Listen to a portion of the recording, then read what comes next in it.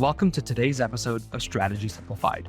Today, I welcome Ahmed El-Komi back to the podcast. Ahmed is the CEO of Consultia, a leading organizational transformation consultancy focused on the industrial space.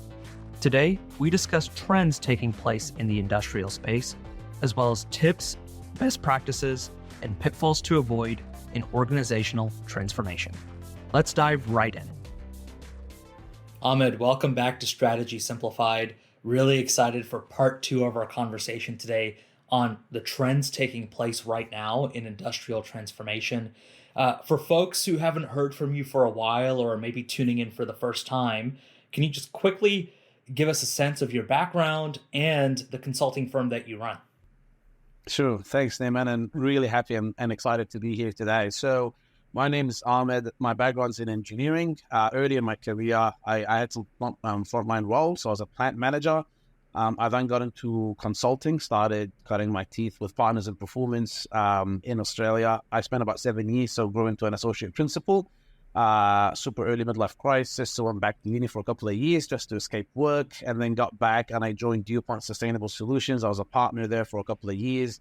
And then as of 18 months ago, I started my own consulting firm, Consultia, with the intent of continuing to serve industrial clients with ops transformation type services. And that's where I'm at today. Wonderful. I think that's a fantastic 30-second synopsis of a long and distinguished career. So very consulting-like in your answer. Before we talk about the trends in the space, can you first talk to us about operational transformation inside of industrials? Let's just define the term and really the space and what we're talking about today. Yeah, that's a really good question. And let me start with what it's not. Okay, so it's not your typical type of consulting that you'd be familiar with with the MBBs or the Big Fours, where a lot of it is really numbers heavy. You get a nice seat in the boardroom or a big meeting room where you crunch a lot of data and you come up with a big, massive report full of recommendations that you drop at the client and then walk away with a high five saying good luck.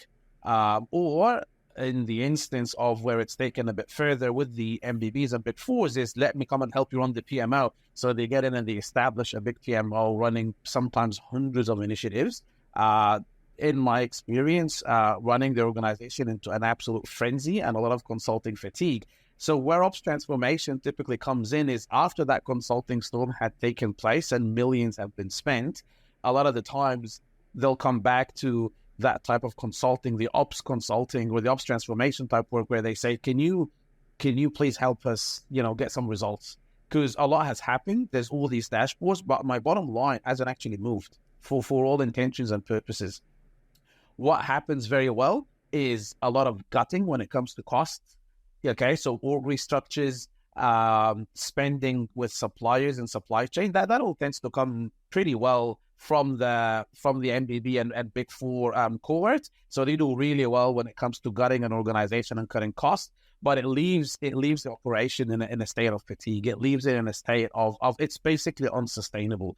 Going through top-down benchmarking and restructuring organizations, it doesn't necessarily take a lot of context into it, and the organizations tend to not really perform very well. So ops transformation is really more of the re-engineering of say your processes, your systems, and your structures, and it's working side by side with the line to transform and change the behaviors, change the way they work, to basically get an organization at the end that's a lot more efficient, that's a lot more cost effective, so that you get to meet your customer expectations and you get to grow your revenue and your bottom line, and it allows you to then remain competitive and resilient.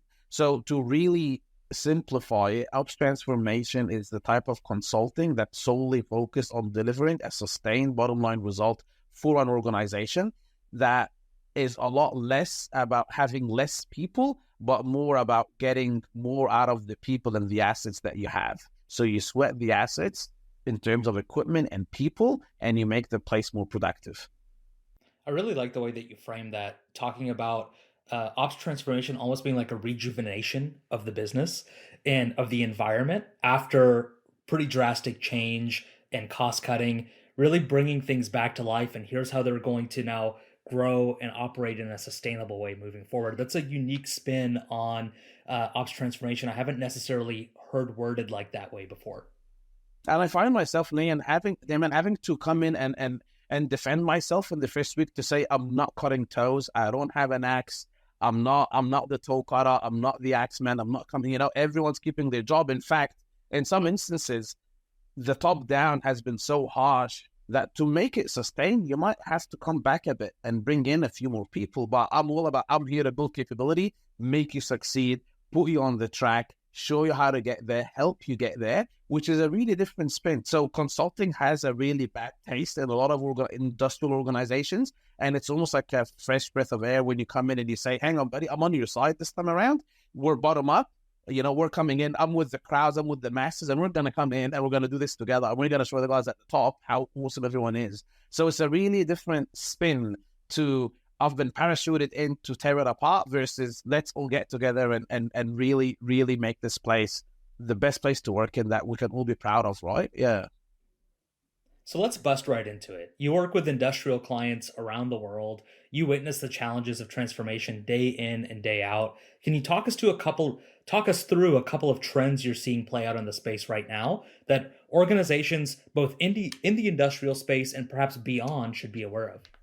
Yeah. So a massive trend that we're seeing in Australia, but also globally, is a high staff turnover. There is an incredible high demand and pressure on, say, the resourcing sector. So as much as we'd like to think that the pressure on wanting to reduce environmental and carbon footprint would result us in being less industrious, the reality is quite the opposite. We need a hell of a lot of nickel and lead and titanium and a lot of minerals that's going to create all these, that's actually going to fuel the renewables transformation and industry that's taking place, that revolution in Australia that we're seeing. So the pressure on resourcing has never been more significant. Okay, so in Australia, we're opening up mining and leases, and it's going gangbusters even here in Queensland, right? And across the world, the pressure's on for all those minerals, and what's that resulted in is a lot of demand on staff, and what that results in is high staff turnover. And because it's a commodity, people tend to gravitate towards where I'm paid the most and where I can spend the least amount of time away from home. It's a commodity at the end of the day, right? So it really comes down to that. And this high staff turnover is actually quite challenging. And what it means is let's say you invest in building systems, in building a lot of capability, you get in a consulting house and you do so much work, you lose most of that value when 2 or 3 or 4 key stakeholders are gone. And that's a lot of the time what happens. So I was just doing a diagnostic at a lead and a silver mine. I just got home last night, and the biggest challenge they've had in terms of why has all this fallen over? Well, in the last 18 months, we've lost so many people. And when people go, a lot of that goes away with them. You got to remember, a lot of those industrial companies, say in mining, for example, or metals, it's still somewhat labor intensive. It relies on people doing a lot of stuff, and they're incredibly complex organizations with a very complex value chain end to end. You got to drill, you got to blast, you got to mine, you got to haul, you got to crush, you got to process, you have to smelt. You have to take that to a port. You got to, and you have to manage the port and get that to the end customer. It's incredibly complex, and people still play a key role in this. So high staff turnover has been a major challenge in industry at the time. The other key trend that I'm starting to get really pleasantly surprised with is a lot of the automation that's been taking place and the digital tools that have been deployed at various levels. So let me unpack that one a bit. So with automation, you've got mines in Australia now where you will drill and blast, load the back of a truck, have the truck drive and go all the way from the pit, doing the rounds, going all the way to a crushing unit, and having the material getting crushed and transported to a processing plant, having that offloaded into the back of a rail and getting a railway line going 300 kilometers to a port without the single intervention of a human. Okay, it's fully automated. So the trucks are autonomous. the loading equipment's autonomous, the entire operation's autonomous. And what you've got now is a bunch of operators and skilled people working centrally in a hub.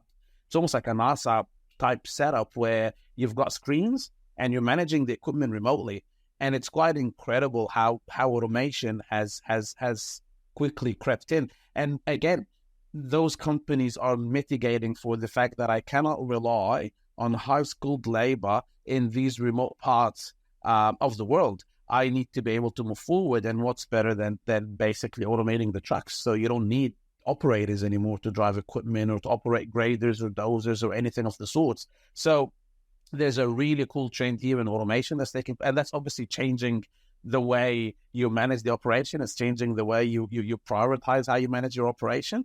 And then, the last two engagements I was on was just seeing some of those digital tools now deployed to the front line. So 2 days ago, I was at a startup, at 6 a.m., the supervisor's kicking off the shift with the frontline workers, and he's got 5 massive screens behind him, and it's all touchscreen now. So, everything's moved away from the good old whiteboard and the red and the green pens to now, the green KPIs and the red underperforming KPIs, etc. And everything's digital now. And behind those screens is a pretty complex data system that's integrated to pull in all the information that you need to bring it to you on the spot. So the safety system comes in. So I've got my safety metrics, I've got my environmental metrics, I've got my production metrics, I've got my risks, and all of those live in different databases. And not too long ago, you had to bring in the fancy consultants to come in and link up the spreadsheets and do a whole bunch of lookups and do also a bunch of data analysis. And a lot of that is becoming obsolete pretty quickly. So it's interesting. Like, I'm already seeing with machinery, the role of the operator in the future is going to change quite substantially. There's going to be a lot less demand on operators as it practically fizzles over time. And you can also see that role of the analyst being the person that has to sit there and do a lot of that data crunching and looking up, and a lot of that's disappearing very quickly because you're now able with BI reporting, etc., to tap directly into these databases and extract the stuff that you want in a fraction of the time, and it just sustains. So, 2 big trends I'm seeing there taking place as well. The third and the last massive trend is culture. You'll hear that still coming up quite substantially. You got to remember, industrial organizations, they're not exactly the type where everyone's having caramel infused lactose free lattes sitting on bean bags with a table tennis set up behind them. Like, that's not it, right? It's pretty industrious, it's pretty tough. It attracts all sorts of different talents, all sorts of cohorts from society. And so to be able to bring in, and we're talking about hundreds and sometimes thousands of people in a single place, all coming in with a different background and a different way of working and a different perspective, and to try and homogenize the culture and homogenize the way that we think in terms of, we got to be safe, we got to think before we do stuff, we got to look after each other. How do we become a lot less of a compliant culture, which is, I do stuff because someone's going to watch me and I'll be reprimanded for it, to how do I become a little bit more independent, which is, I'll do the right thing even if no one's watching because that's the right thing to do. And how do I go from there to being interdependent, which is, how do I also make sure that my buddy and my team also doing the right thing and not just me?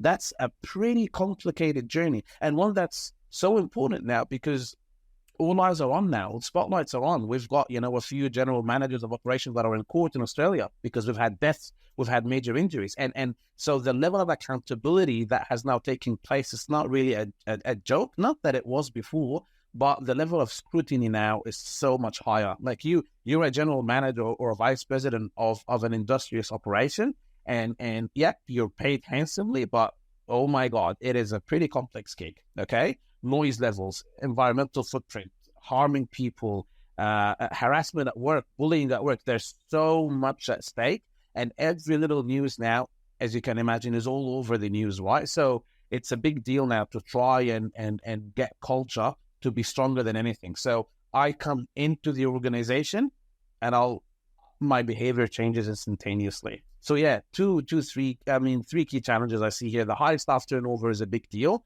How do we retain the best people, and how do we rely less on people and more on systems? That's one. Two is the automation and the digital tools that are taking in so less reliability and less reliance, on machinery and the analyst level. And the third one is the culture. How do we make sure that we've got that culture that's going to help us propel into the future with all its challenges? We'll be right back after this quick break. Have you ever heard a new digital trend and thought to yourself, okay, does this really matter? Asking the right questions helps you cut through the noise and get down to what matters most. I'm Jim Hertzfeld, host of the What If, So What podcast, where we discover what's possible with digital and figure out how to make it real by asking what if, so what, and most importantly, now what? Subscribe and listen, and together we can turn big ideas into tangible actions so you can get shit done. So I want to unpack that a little bit. And some of what you said surprises me and some of what you said doesn't. The high staff turnover, not surprising. In a vacuum, the automation, also not surprising.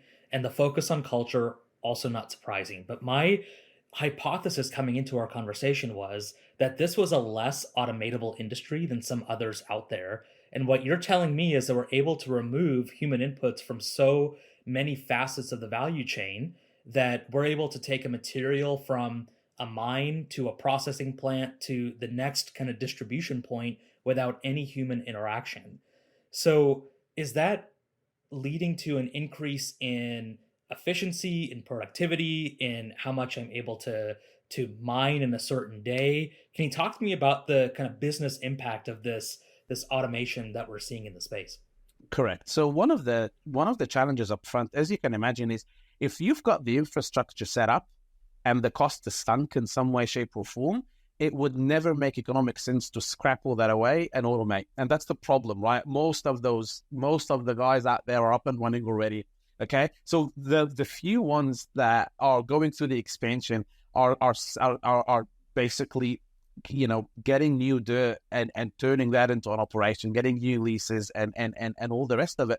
They're the ones that have the advantage. So they're pretty large organizations in Australia that have had the advantage, like Rio Tinto, for example, who we've got expansions. There's massive demand for iron ore from China. There's a lot of iron ore in West Australia. I've got the approval to go for it. So if you start from scratch, it's a big capital outlay, obviously. But if you look at your OPEX, so your CapEx is up, but your OPEX is a lot less as well now, because your average operator in this country can sit anywhere between 100 grand to 140 grand a year. That's how much an operator is paid to drive a truck because the demand. Now imagine, you don't need 30 of those or 50 of those anymore, and you don't need all the operators out there, etc. So your OPEX tanks, your productivity is higher. You're now inherently a much more safer operation. So the element of risk also disappears. But so why are you more productive? Well, think of the human, right, coming into the shift. You got to shift start them, right? You got to do the pre-start, the safety share and allocate work and give them the company update and what's happened in the last shift and the analysis. So that disappears. So there's half an hour now that you gain.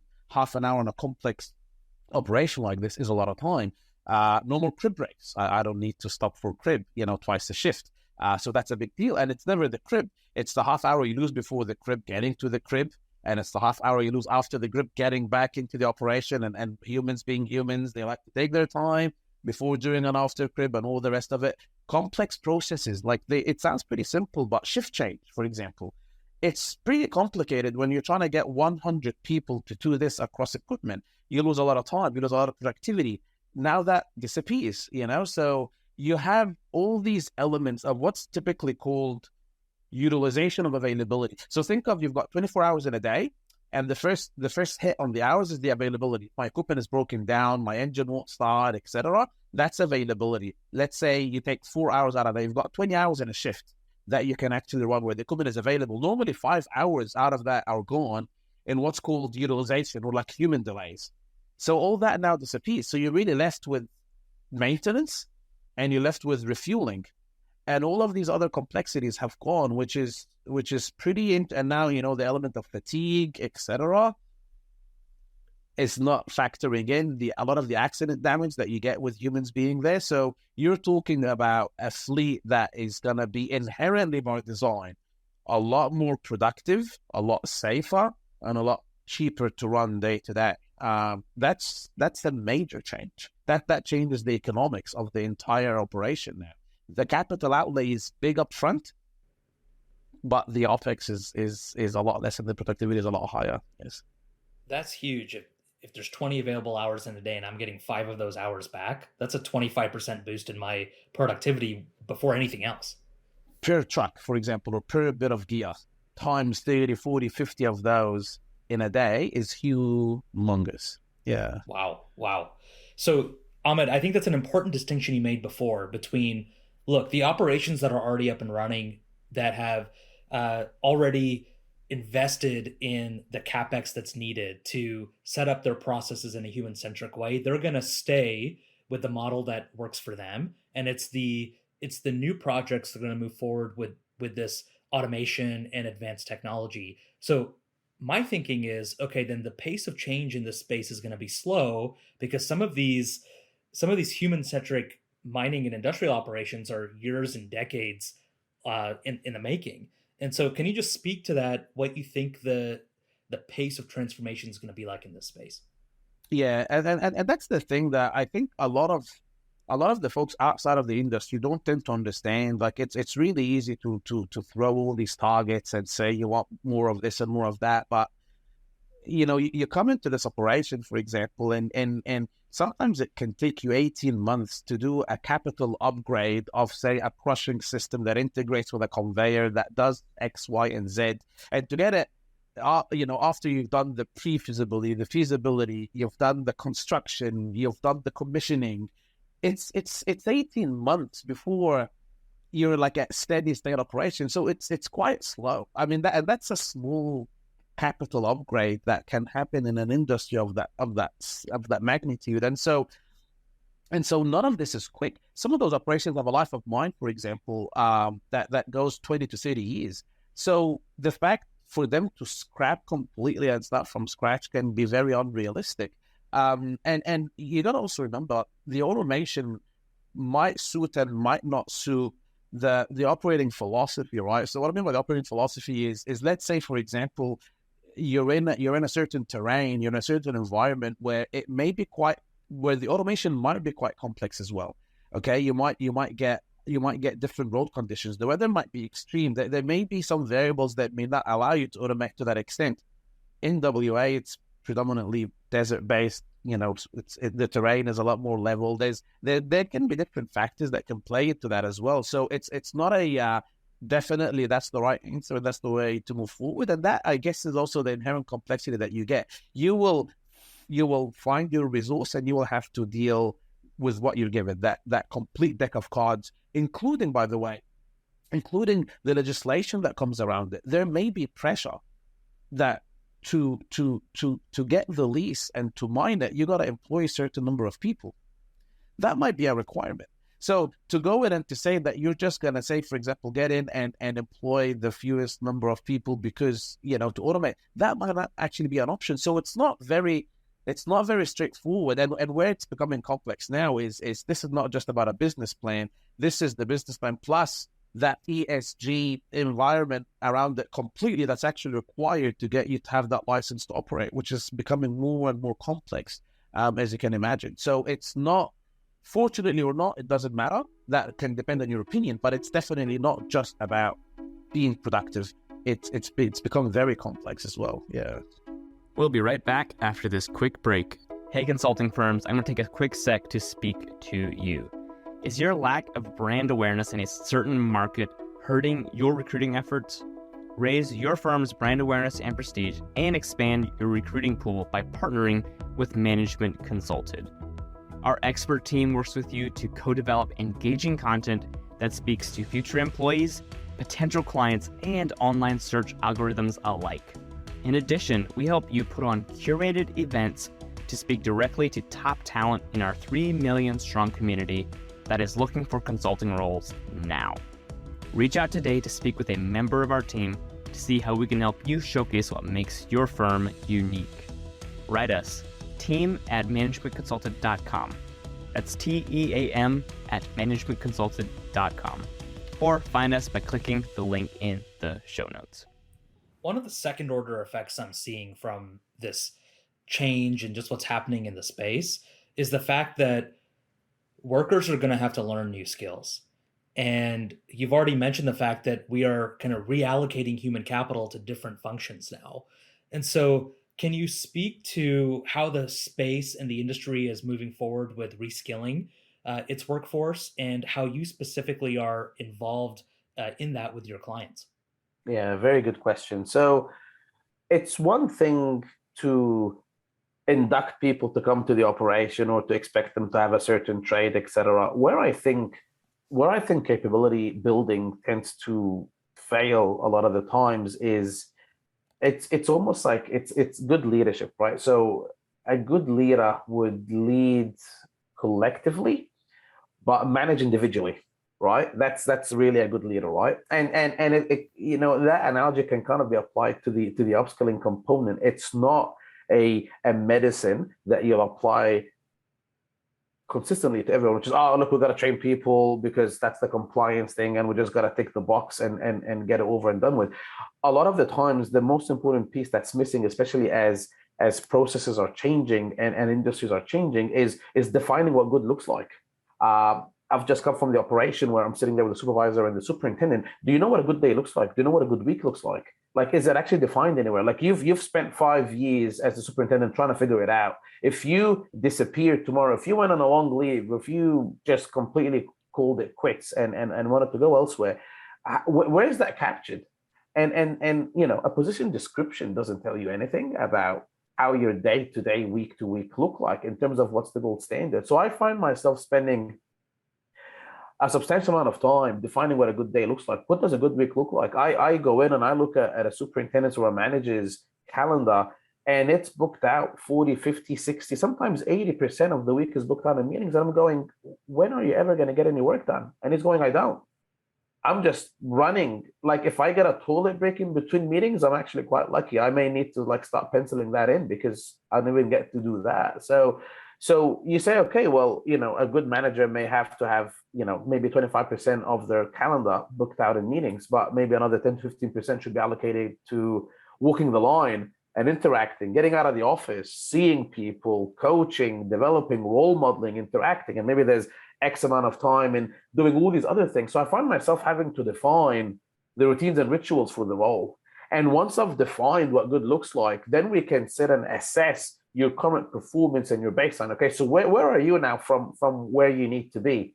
Okay, we're a long way away. Cool. So what does that gap look like? Let's put a plan together to close that gap. And what you'll find is you put that development plan together, which is pretty important, which most organizations do a very bad job in doing. It's almost like it's a bureaucratic admin burden that you just got to deal with. I mean, consultancies do a much better job because your asset is the people. I mean, in consulting, you are selling people. In industry, you're selling a product. So people are, I mean, they tell you people come first, but realistically, people kind of come, it's not the people that make the money, right? It's the product. And so more money goes in the equipment and the product than it goes into the people. Whereas in consulting, there is obviously a higher proportion of investment going into the people because that's your product. So you put these development plans together, and then you have to work what I found in that magical ratio where it's 30% theoretical and 70% hands-on. Okay, and again, that's where a lot of people get it wrong. It's almost like if I get people to sit on some online courses and tick some boxes, like I've trained the workforce. It's like, no, you haven't. Like you've ticked the box, you've complied, but very little has actually changed about that person's day to day. You always got to ask yourself, what are they going to do differently tomorrow? What are they going to do differently next week? And if that online program, online training, whatever it is that you're going to do, if that's not going to have an actual dent in their routines, day in, day out, week in, week out, month in, month out, then what have you actually achieved, right? And so you also find a disproportionate balance. A lot of the training tends to be tailored towards more technical training and a lot less around the good management skills that are required for you to run a good operation. So there's a lot less training about how do I have courageous conversations? How do I coach and develop my team? How do I have the right servant adaptive leadership type skills that will really empower my team to stepping up? How do I delegate? How do I actually delegate? Not because I'm so busy, things slip through the cracks and someone else has to pick it up. But how do you proactively delegate with the intent of building capability and getting people to step up? So they're the kind of things that you hear of, and you may have read in leadership books, you may even have sat on in leadership training, but how do I now actually apply this with the work that I have in my context? It's never personalized to that level that actually gets to add value. And so that's where I find capability building with what I do to be incredibly tailored to the role, but then making sure that it has a dent, a very visible dent in how they perform their job day in, day out. We'll be right back after this quick break. Hey, you. Yeah, you listening. Do you like personal finance or real estate? Are you itching to build wealth and create a better life for yourself or your family? Then you need to come check out the Life, Money, and More podcast with real estate agent, YouTuber, and actor Sage Weiss. This isn't your average finance show. We dive deep and do not sugarcoat topics around money and life. The Life, Money, and More podcast releases 2 episodes a week just for you, because we're all about helping you win in this crazy world we live in. Come join the thousands of listeners on the Life, Money, and More podcast. Tell you what, that sounds much more tailored than some off-the-shelf online course. Ahmed, we've talked about some of the trends you're seeing take place in the space right now. I'm going to ask you to put on your Nostradamus hat for a minute. Gosh, yes. And just kind of look into your crystal ball and tell me what you think is coming in the space here over the next 3 to 5 years. Are there trends that you expect to see by the end of the decade that we're not necessarily seeing now, or maybe only seeing the very beginnings of now? I think ESG, right? So environmental, social, and governance, I think it's playing a major role, and CEOs and ExCo are still grappling a bit with it, right? So you got to remember, in industry, you have 2 hats on, right? You've got the strategy hat and you have the risk hat. And the risk hat, a lot of the times, will outweigh strategy because license to operate is critical. So without it, there is no strategy. I don't get to define where I'll be in 5 years from now if I don't even have a license to operate. And so if you put the risk hat on, what are you looking at here? You're looking at access to capital with ESG, right? I will get access to capital if I'm ticking all the ESG boxes. That's a big deal. I need that capital. Securing new leases. Well, if I don't do that, there is no growth. So I need to be able to secure new leases. I need to be able to stay where I am. There's still a lot of manufacturing and industry in very prestigious parts of the city. They've still got, some of them still have river views, and some of them are still up in nice real estate. So there's going to be more and more pressure on what's this cement factory doing in the middle of the city? Like, how do we get these people out? And there's increased pressure on housing, et cetera, right?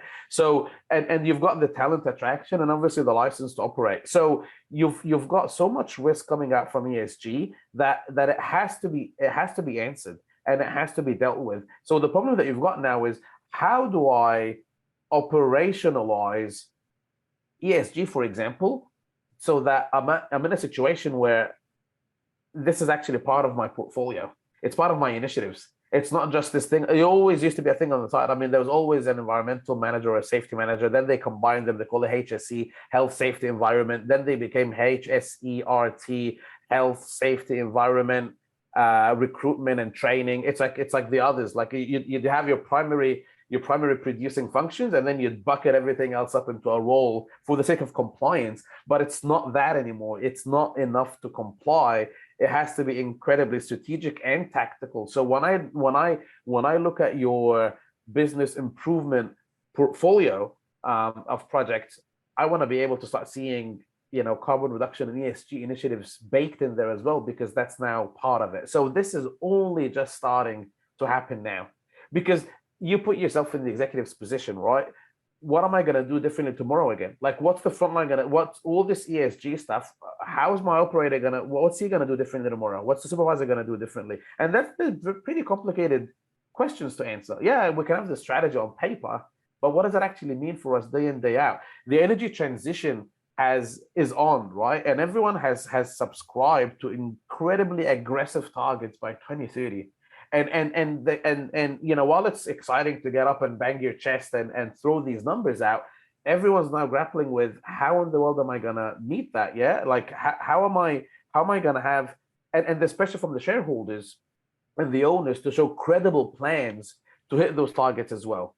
Okay, so the race is on. The numbers have been committed. The day-to-day hasn't changed yet, but you can see that in the next 3 to 5 years, the game is on, because we've got what 6-7 years before we can really make a difference now. So I reckon that's gonna be a major thing that you're gonna see changing. The other major trend, I think, is that you're gonna start seeing a lot of. I mean, we talked about automation, right? But what we haven't talked about is a lot of the IoT and AI coming and featuring into industry. So let me talk about that a little bit here. Real-time data for decision making has always been a problem in industry, okay? And it's becoming a lot more facilitated now with the right hardware, with the good internet connectivity, and the good software and systems that allow you to get that. You're now in a position to monitor the speeds, the gears that the operators are at. You've got the GPS trackers in logistics and a whole bunch of suite of tools that can help you know if people are overspeeding, underspeeding, operator performance, how they take their turns, all that kind of stuff. So you now have a swathe of data that you're now starting to get in heavy industry that you haven't gotten before. And the trick now, say from the consulting perspective, is how do you rationalize these 1,000 data points that you're getting in a day? What's important, what's not important?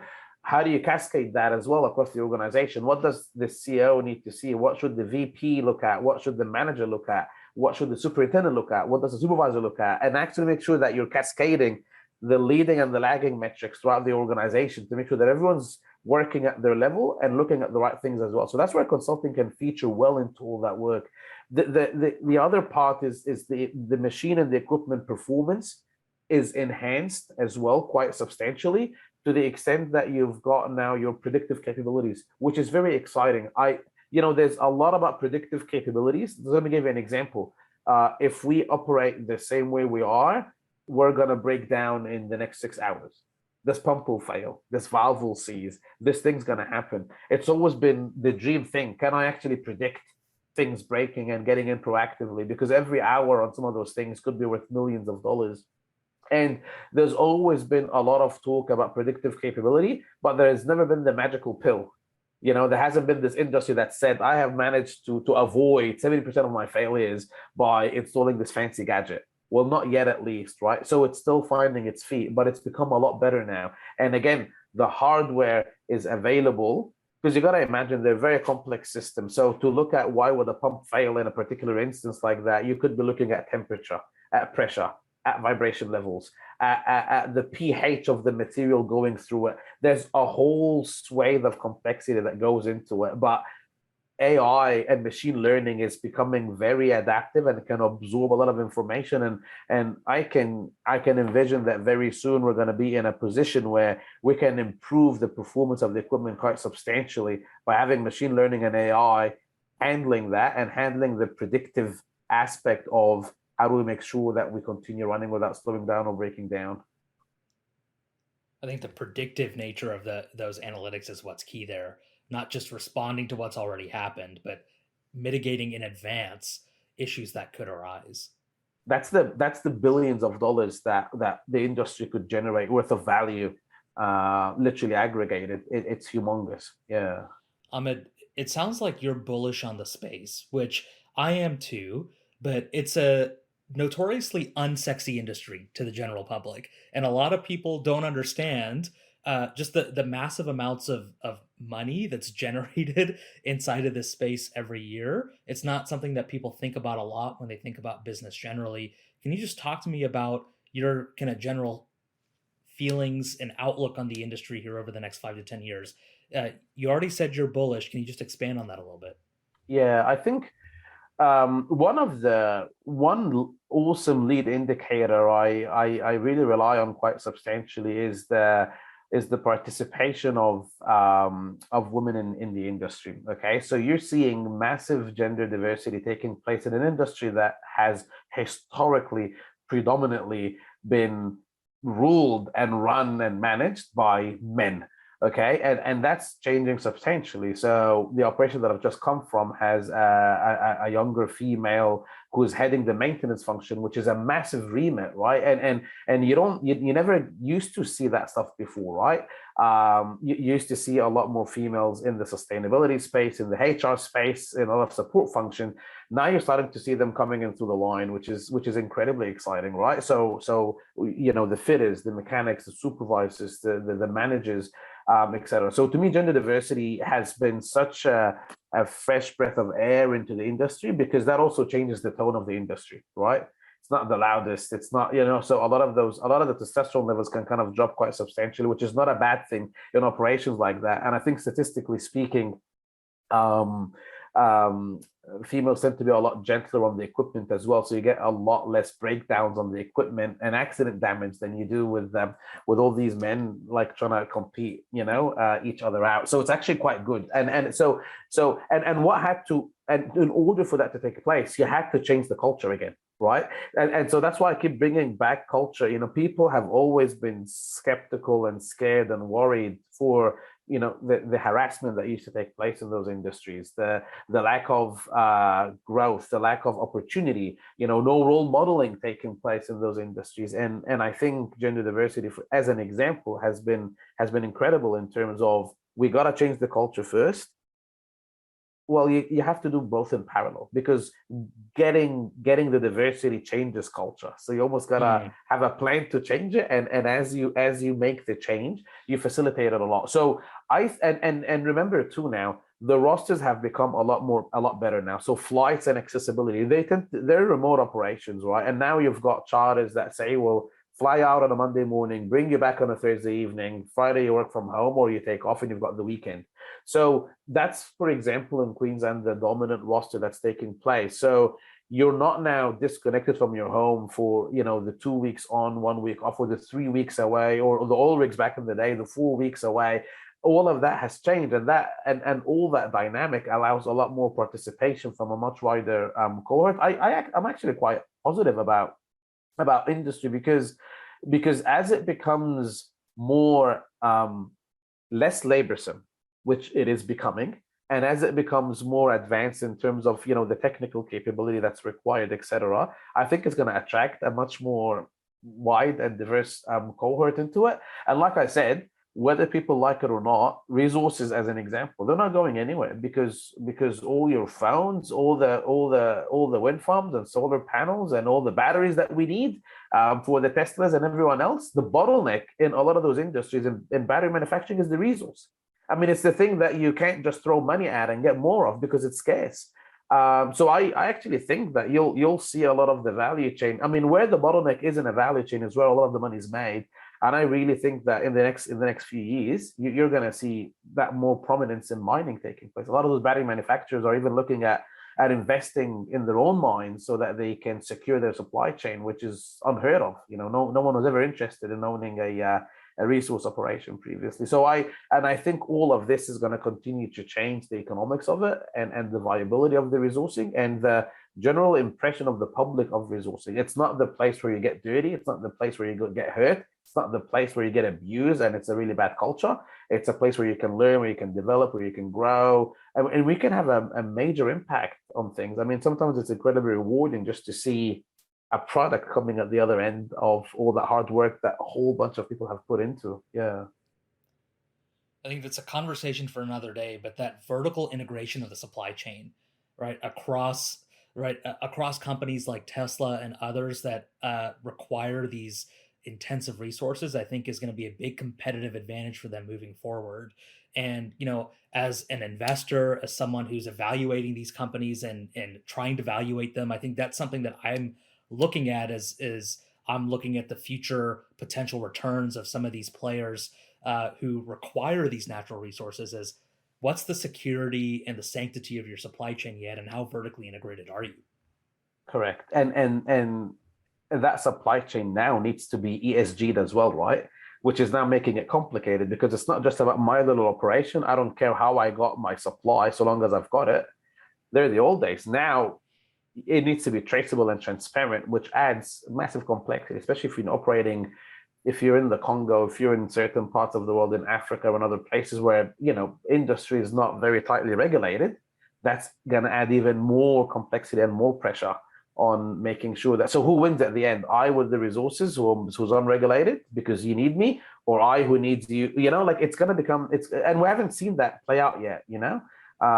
So far it hasn't been an issue, but it's going to become a big issue very quickly, especially as you start gravitating towards economies that are unregulated, somewhat underdeveloped, who will have a lot of those resources. It'd be very interesting to see how that starts to play out as well.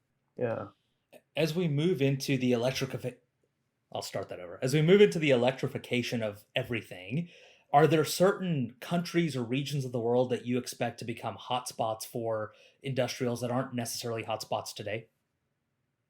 Yeah, that's a good question. So if you look, for example, and it's actually quite interesting, even a lot of the oil-rich producing countries of, say, the Middle East, they're also going pretty big and betting on renewables as well, right? Like I've got sun, I've got space, and I've got the capital. A lot of it is an extensive amount of capital that you need to sink in to make these industries viable. So it's got a massive barrier to entry, and I think it will be profitable for a lot of players down the track as well. Does that mean that the primary resource is not going to be anywhere near high in demand? I think not yet. Planes are not going to go solar anytime soon. Cars, by the way, are nowhere near the majority of the pollutants, and as much as people would like to think, because that's what they interact with daily. But it's a lot of those very different industries that you wouldn't really think of, and that's where a lot of that happens. And that's still pretty complex, and we're nowhere near that yet. So that's going to take some time. Now, is it going to create winners and losers? I think absolutely. Like I said, I think some certain, like mining is one of those perfect examples of I'm not going anywhere. I'm at the heart of this.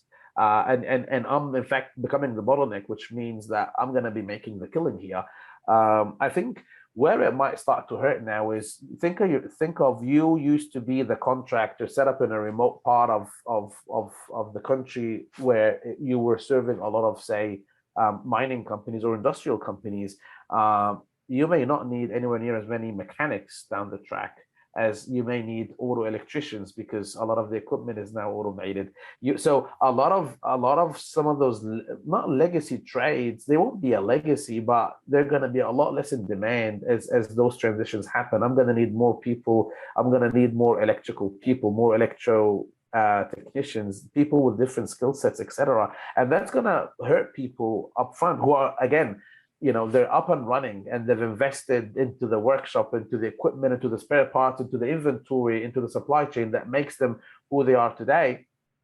If they don't start making very quick transitions to what the future demand is going to require, the future skill sets, etc., they're going to be in a bit of trouble as well. Think of a lot of the electrical cars that are going out now. You buy a Tesla today, and the only cost you're going to have is changing your tire and power, and then maybe a battery every 8 to 10 years. So the mechanic who used to service your truck all the time and all the dramas that used to come with it, etc., they need to start changing their business model very quickly. So there's going to be winners and losers, right? As any major transition takes place, and I think those that adapt themselves to the new state as earlier as possible, which is very difficult, because you can't sit there as the guy who owns the workshop and think, okay, on the 20th of August 2025 is when I'm going to change. Like it's never that simple. So it's pretty complicated. Yeah. Ahmed, as we end today's conversation, I want to get a little bit more tactical. So we've been talking about trends at play in the space broadly, but you've got a lot of hands-on experience with organizational transformation initiatives. They can be complex. And so I'm just curious, can you share with us a couple of common challenges that various companies you've worked with have encountered, and how you help those companies overcome those obstacles, and some learnings that the rest of us can take away from that? Yeah, that's a really good question. As silly as some of it might be, let me start with the most obvious ones, okay? You need to start articulating the why. Why are we doing this? So again, the consultants get parachuted into the organization, everyone freaks out, my job's at risk, etc. Start with the why. I mean, that's what I always start with. Yeah, we need to simplify the operations. We're going to make it more efficient. we've got some threats coming up, and we need to be more agile. So we got to really communicate the need for the transformation and integrate that with the existing company comms, because in transformations, no news is very bad news. Okay, so open up the comms, go on steroids until people are pretty comfortable that they understand what's happening. So start with the why, because as obvious as it sounds, a lot of consulting shops do not do that. Then the next most important thing after you've done that is that you've got the sponsorship of the leaders. Okay, because what excites my boss will fascinate me, and so those senior leaders must role model the change that you're going to make. And so all those department leaders and the managers, they have to communicate those priorities to their teams. They got to make it personal. I don't like setting up a separate central PMO function that just demands updates from the teams. I like to work through the line, and because it's the manager and the superintendents and the supervisors departments that are changing, they know each other, they understand one another, so it has to come from the line. So that change has to be line led, and that's probably the third thing. You have to ensure that the solutions are pragmatic and owned by those relevant individuals. So you have to work with each department leader to make sure that the transformation, the communication is suitable for them. Some might communicate via posters, others are via email. Someone, for example, in a mining operation where their team are predominantly in a truck or in a piece of gear somewhere, sending them emails is not the way to communicate to them, right? So you gotta tailor the comms to your audience and make sure that it works for them. Another one is, and you might remember in the last podcast, we talked about co-designing or co-creating, which means I might know the answer, but that's not enough.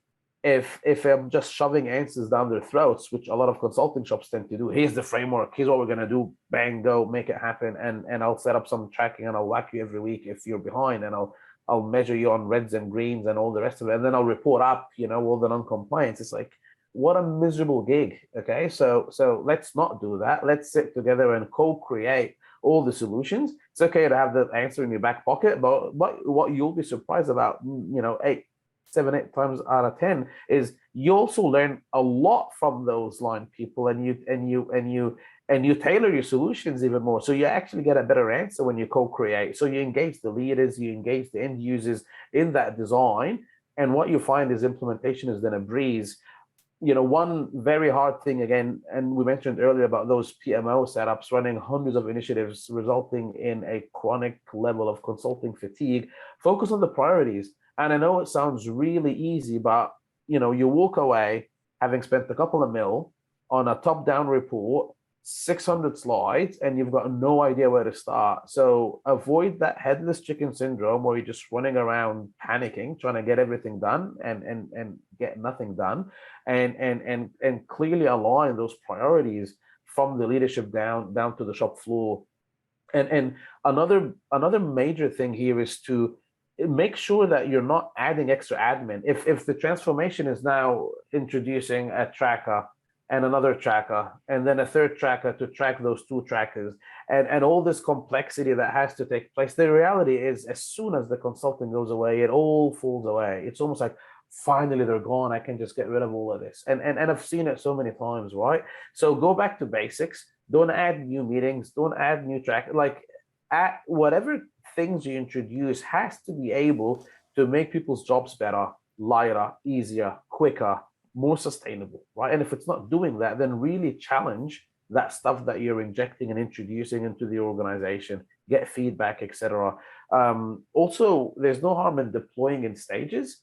So, trying to fix a little bit everywhere will really dilute your focus and the resources. And sometimes getting those small, quick wins can boost the morale quite substantially. So, start with those priorities, start with the precious few, get them done, show the organization that change is possible, results are attainable, because they're going to get excited. And the last thing is, sustain it all by building that capability, right? So building that capability will make sure that you don't end up with those half-baked initiatives, an archived document. And so, make just like we've said before, lead collectively, manage individually, develop capability at the individual level, and you'll see some results thriving throughout the organization.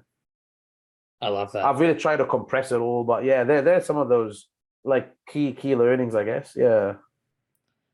Ahmed, as you know, it's tradition here at Strategy Simplified to end our conversations with a couple of personal questions, just to get to know you a little bit better. And so, my first one for you is just: is there a piece of media that you've recently consumed that you'd like to share with the world? An article that you read, a show that you've watched, something that you've listened to? Maybe it's another podcast. Anything that you'd recommend our listeners check out? Yeah, I've been interested in the effect of influence and persuasion, and how you can articulate your messaging and refining it further. One of the people that I find incredibly interesting is Jordan Peterson. I find that the way he articulates his arguments and debates is really a learning for me, right? So a trained psychologist who's been out there on the road, who's written those books. I mean, I read the books; they were pretty good. And then I attended one of his visits here in Brisbane a few months ago, and I was just really fascinated by the ability for someone to just be very crisp and articulative with the way that they talk. And I mean, there's no better skill in the world than to write well and to speak well, right? Irrespective of what background you have. They're the two most critical. You're not going to make a change. You're not going to build relationships. You're not going to influence anyone if you struggle to communicate. So I've been trying to look out for people that can kind of role model that for me, so I can learn a few bits about how they do it. And yeah, I found that individual to have been a bit of a guide for me, and I'm trying to just make sure that I get some of those learnings. Yeah. Amazing. Well, Ahmed Elkomi is the managing director of Consultia. He joins us from his office in Brisbane, Australia. Ahmed, thanks so much for joining us today. Thanks for listening to today's episode of Strategy Simplified. If you enjoyed today's episode, please rate, like, subscribe, and review on Apple Podcasts or Spotify. We need your help to tell the algorithms that this podcast is useful, entertaining, and beneficial. Help us get Strategy Simplified into the ears of more listeners. Thanks in advance, and we'll see you next time.